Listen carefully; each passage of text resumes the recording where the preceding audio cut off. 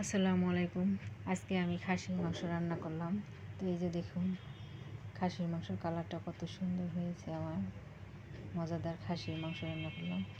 খাসির মাংস রান্না করতে প্রথমে আমি একটা প্যানে তেল দিয়ে তাতে পেঁয়াজ কাঁচামরিচ দিয়ে দিলাম।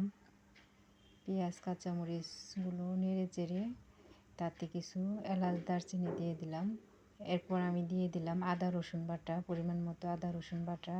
এখন আমি আদা রসুন বাটাগুলো লালচে করে নিলাম, ভালো করে ভেজে নিলাম। এরপর দিয়ে দিলাম মরিচের গুঁড়া, হলুদের গুঁড়া, ধনিয়ার গুঁড়া, জিরার গুঁড়া এবং পরিমাণ মতো লবণ। এগুলো ভালো করে কষিয়ে নিলাম। সামান্য একটু পানি দিয়ে মশলাটা ভালো করে কষালাম।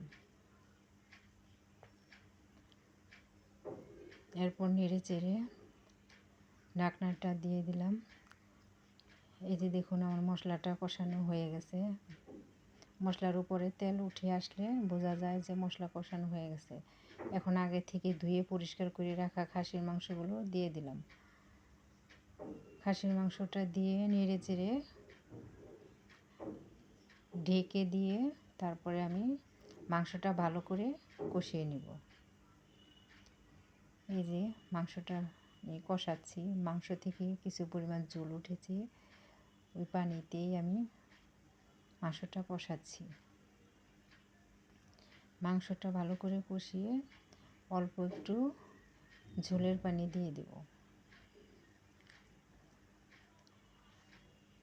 এই যে আমি সামান্য পরিমাণ ঝোলের জন্য পানি দিয়ে দিলাম। এখন এই পানিতেই মাংসটা আমি রান্না করব।